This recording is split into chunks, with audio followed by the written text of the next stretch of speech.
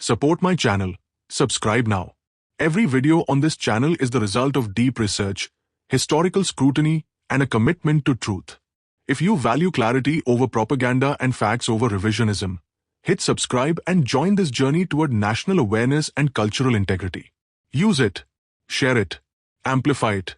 This content isn't just for watching, it's for awakening. Share it with those who care about Bharat's future. Let it be a tool for education, empowerment, and nationalistic purpose. Your support fuels the effort. Your voice spreads the message.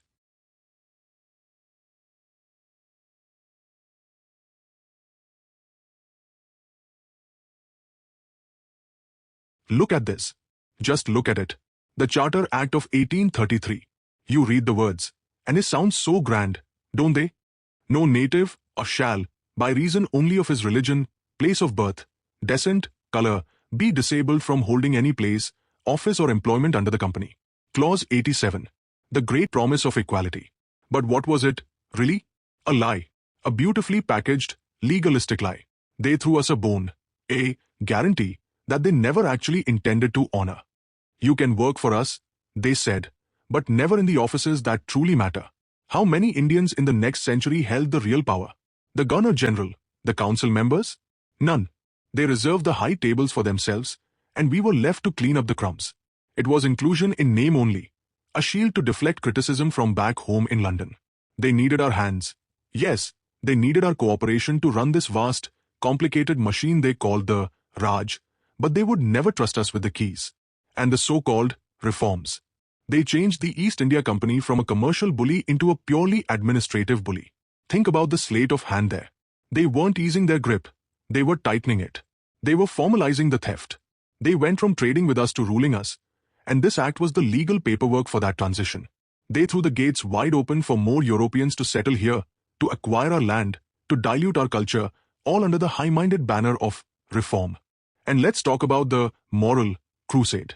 The evangelical movement, pushing for Christian morals.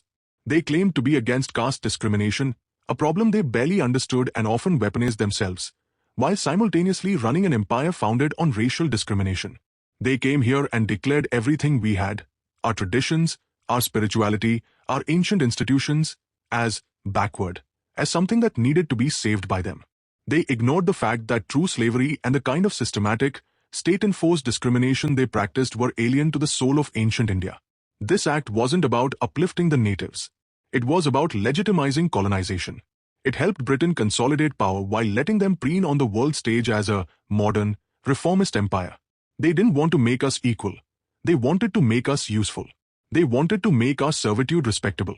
They used the language of liberty to enact the practice of oppression. And that is the lesson we must never forget. They will always try to co-opt our ideals, to use pretty words, equality, reform, development, to mask their true intentions, control and domination. We are the inheritors of that broken promise. We are the generation that must look past their false guarantees and their manipulative histories. We don't need their permission or their false inclusion anymore. Our destiny is our own, defined by our own strength, our own spirit, and our own ancient knowledge. We move forward, not by begging for a place at their old table, but by building an entirely new nation that stands on the firm foundation of our true heritage. They gave us another document, didn't they? A sequel to the lie of 1833. This time, the grandest signature of all, Queen Victoria 1858. This wasn't some company clerk's policy. This was the crown itself. The imperial commitment to justice. Listen to the music of their false kindness. All subjects shall alike enjoy the equal and impartial protection of the law. Abstain from all interference with the religious belief or worship. Freely and impartially admitted to offices in our service, based on education, ability, and integrity. Sounds beautiful, doesn't it?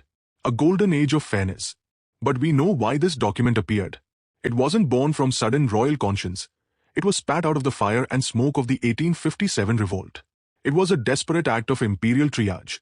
The crown saw the company choking on its own greed and had to step in, not to free us, but to secure the greatest jewel in their parasitic crown. This proclamation was not a promise of freedom, it was a reassurance to the conquered. Be calm, be quiet, they whispered, and we won't burn your temples anymore. They pledged religious neutrality because they had learned, in blood, that threatening our ancient faiths was the one line we would not allow them to cross. It was a tactical retreat, pure and simple. They realized you cannot rule a civilization by insulting its soul. So, they backed off on the direct interference, but they simply changed their tools. They switched from direct conversion to cultural corrosion, undermining our education, history, and values from the inside, all while claiming the moral high ground. And the grandest mockery of all, impartial admission to office. They said the only criteria were education, ability, and integrity. Wonderful. Except who defined education? Their schools. Who judged ability? Their committees. Who decided integrity? Their British moral code. The entire system was rigged. They demanded we shed our culture, master their language, and adopt their mindset, just to be judged by them on standards they set, which were fundamentally prejudiced against our terms of wisdom and merit. It was a treadmill designed to keep the highest positions just out of reach. Read the fine print of history. These promises were rarely upheld in practice. We faced racial discrimination every single day. The same Indians who memorized the Proclamation were shut out of every high administrative role. The words of Queen Victoria were nothing but the luxurious velvet glove covering the iron fist of the British Raj. This document is not a testament to British benevolence. It is a monument to their hypocrisy. We will not be governed by hollow words written over a century ago to soothe a bloody revolt. Our future is defined by our own people, our own values, and our own unshakable, indigenous standards. Here's the final insult, the masterwork of imperial condescension, the Montagu Declaration of 1917. Listen closely to the words they used to describe our future, the gradual development of self-governing institutions, with a view to the progressive realization of responsible government in India. Progressive. Gradual. They spoke of our independence like a slow-moving school project they might grade in a few decades. They framed our birthright, our absolute sovereignty, as a concession, a gift to be delivered in dribs and drabs, only when they deemed us responsible enough. This declaration, later echoed in the 1919 Act, was a psychological masterstroke. It was meant to calm the waters, to lure Indian leaders into a bureaucratic maze of committees and reforms, hoping they'd forget the real goal, total freedom, right now. They held out the carrot of dominion status, like Canada, like Australia. Think about that for a second. We, the oldest civilization on earth, with millennia of self-rule and philosophy, were supposed to aspire to be a baby sibling in the British imperial family? A self-governing province, yes, but still bound by the crown, still an integral part of the British Empire. That is the ultimate trap. Autonomy means nothing if it's still defined, constrained, and ultimately controlled by the imperial framework. A bird in a gilded cage is still a prisoner. They knew the First World War was ragging. They needed our soldiers, our resources, our money.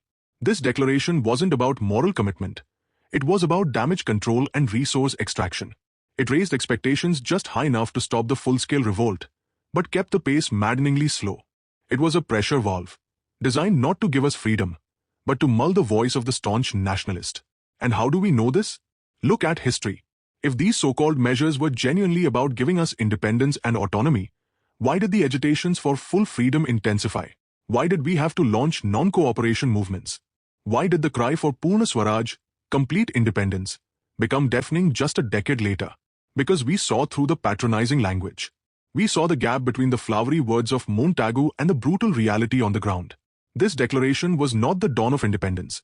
It was just another document of delayed justice. We reject this narrative of progressive realization. We don't need a certificate of ability from our oppressors. Our ability is proven by our struggle and our endurance. Our ancestors rejected the slow, conditional poison of dominion status. And we, the youth of today, carry that torch, demanding sovereignty that is absolute, immediate, and unconditional. No more gradualism. No more imperial definitions. Only our nation, for our people, by our laws. Look at these words. They look so neat, so noble. They were carved into law in 1919. But they are nothing more than a historical headstone marking the grave of British sincerity. They called it the progressive realization of responsible government. Progressive? It was a glacial creep calculated to outlast the lifespan of any true patriot. They talk about increasing association of Indians in every branch of the administration. Let's be honest. This wasn't about empowering us. It was about outsourcing their grunt work. They were saying, you can help us run our system, so long as you don't actually own it. They handed us the keys to the filing cabinet while keeping the master key to the treasury and the military firmly in their own pocket. And increasing association is what you give your servants, not your equals. And that core lie, the poison pill at the heart of the entire declaration, responsible government in British India as an integral part of the British Empire. That's not freedom. That's a gilded cage. Our independence, our self-rule, was pre-packaged with an imperial umbilical cord they never intended to sever. They offered us a life as a glorified province, a pale imitation of a nation, eternally kneeling to the crown. The king, in 1921, had the audacity to speak of the beginnings of Swaraj within my empire. Think about that. Swaraj, self-rule, our soul's demand for absolute sovereignty, forced to live within his empire. Can you find a more towering oxymoron in political history? It's like offering a slave a comfortable corner in the master's house and calling it emancipation. It was a fundamental rejection of our right to be completely and unconditionally free. They formalized this mockery with diarchy, dividing our provincial government into transferred and reserved subjects. Our Indian ministers got the dustbin subjects, education, health, things that cost money and didn't matter to the empire. The British kept the reserved powers, finance, law, order, everything that kept their grip tight and their exploitation running smoothly. They gave us the responsibility without the real power. We didn't achieve freedom by accepting their slow, insulting progress. We achieved it because our leaders and revolutionaries saw through this elaborate constitutional deceit. They rejected the notion that our destiny had to be defined by a foreign king. The 1919 Act was not a step towards freedom. It was a desperate, calculated attempt to postpone the inevitable. It was a lie that our grandparents risked everything to expose. It's 1942. World War II is burning. And what does the Great British Empire do? They send Sir Stafford Cripps to Delhi with an offer. An offer. As if the right to our own nation was something they could graciously bestow, a prize we had to earn by proving our loyalty during their global war. Look, you can read the documents. It's all there. Immediate post-war steps to create an elected constitution-making body. Post-war. You see the keyword? Delayed. They're not offering us freedom. They're offering us a promissory note, a check they hope to cash only after they've won their war using our men and our resources. And that's why Gandhiji called it what he did, a post-dated check on a crashing bank. Seriously, can you imagine the audacity? They were on the back foot, losing ground to Japan, desperate for Indian manpower and political stability, and their brilliant solution is to say, help us win, and maybe, just maybe, later, you can have a committee. It wasn't sincerity. It was pure, cold-blooded expediency. They were negotiating from weakness, trying to buy time with vague promises. And the clauses? They sound fair on paper. Provinces can opt out, princely states can join. But what did that right to opt out really signal? It wasn't about provincial autonomy. It was a clever way to divide us, to plant the seed of division right in the foundation of the future constitution. The Muslim League loved it because it hinted at Pakistan. The British knew it would create internal conflict, making a unified, strong independent India that much harder to achieve. Their old game, divide and conquer, just dressed up in constitutional jargon. This wasn't an act of goodwill. This was an attempt to keep us hooked on the colonial drip feed for just a little longer. It failed, of course. Why? Because our leaders, the real builders of this nation, the Congress, the revolutionaries, the millions of ordinary people, they saw right through the veneer. They knew that freedom isn't an offer you accept, it's a right you seize. The failure of the Cripps mission in March directly led to the Quit India movement in August of that same year. Think about that timeline. It wasn't a coincidence. It was the final straw. The Cripps offer wasn't a step toward freedom. It was the clearest sign yet that the British would never leave unless we forced them out. They wanted a post-dated check. We gave them a demand for immediate withdrawal. Quit India. It's a simple, powerful declaration. It shows the spine of a nation that had stopped asking and started demanding. The Cripps offer is just a footnote, a reminder of the arrogance of empire and the ultimate righteousness of our struggle for Purna Swaraj, complete independence. That's the real lesson for us today. Never accept less than what is rightfully yours. Never trade your sovereignty for a promise. Our nation's destiny was forged not in the cautious clauses of a British offer, but in the fire of our own resolute, unified demand for freedom. We talk about the Quit India movement of 1942 as if it was just another protest, another satyagraha. It wasn't. It was the final warning. The Cripps offer was their last trick, their desperate attempt to buy us off with a vague, post-dated check. When that failed, the nation erupted. And this explosion, this mass uprising, is what truly broke the back of the British Empire. Look at the aftermath. They locked up Gandhi, Nehru, all the big names. They thought, cut off the head, and the body dies. But for the first time, it didn't work. The movement had already taken on a life of its own. It wasn't a centrally controlled, carefully choreographed protest. It was the raw, unadulterated will of the people. Who took charge? The local activists, the students, the farmers, the factory workers. They weren't waiting for a resolution to be passed in a committee room. They were out there sabotaging the machinery of empire. Railways cut, telegraph lines down, government buildings smoking. This was guerrilla warfare against the colonial state. They established parallel governments in places like Balia and Satara, declaring themselves free while the British still claimed sovereignty. That's pure, beautiful defiance. That's the spirit of Bharat taking control of its own destiny. And let's talk about the cost. 100,000 arrests, thousands killed. The British responded with brutal, bloody suppression. They tried to crush it completely. But here's the irony, the real historical punchline. The violence, the arrests, the sheer scale of the chaos, it terrified them. Not immediately, but in the years that followed. When the Royal Indian Navy mutiny hit in 1946, it was the ghost of 1942 that haunted the Viceroy, Lord Wavell. They realized their own military, our boys in uniform, were no longer reliable to suppress another large-scale rebellion like Quit India. The fire of 1942 had spread to their barracks. That fear, that absolute breakdown of trust in their own forces, is what drove the British government to the realization of an urgent need for a political settlement. It wasn't just Gandhi's non-violence, it was the nation's readiness for violence, for total disorder, that made the empire unsustainable. And frankly, the movement's success highlights a difficult truth. They say Gandhi was distressed by the violence. He appealed for calm, sticking to ahimsa. But imagine if he hadn't been jailed. Imagine if his eccentric behavior, his staunch insistence on non-violence at all costs, had somehow managed to stifle that uprising. Would we have achieved freedom so quickly? Would the British fear have been so visceral? Sometimes, you need to show the enemy your teeth to make them back down. Quit India showed our teeth. It was a chaotic, often violent, but ultimately effective display of national resolve. It forced the British hand. It proved that freedom wasn't a gift from the crown. It was a price we were willing and able to pay in blood and fire. That's the legacy of 42. That's what truly earned us independence. They talk about Shimla. They talk about the cool, crisp air of the Viceregal Lodge, the perfect setting for a political dress rehearsal. And what was the play? A tragedy. A farce. And we, the millions, were the audience, waiting for the curtain to rise on freedom, only to see it slammed shut by a deadlock over how many chairs should be at the table. Wavell's plan. Equal representation for Hindus and Muslims.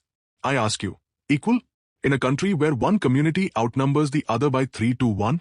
It wasn't a plan for justice, it was a clever little scale, designed by the British to perfectly balance two communities against each other so they could never, ever stand together against the real enemy. Divide and rule, polished up with the shine of constitutional reform.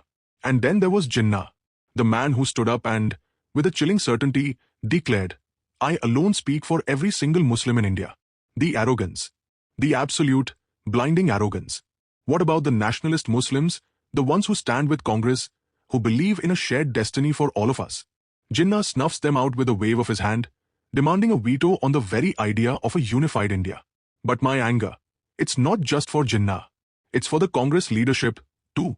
They sat there, trying to be the big-hearted father, refusing to concede Jinnah's point, yes, but still clinging to the belief that this fragile unity could be saved.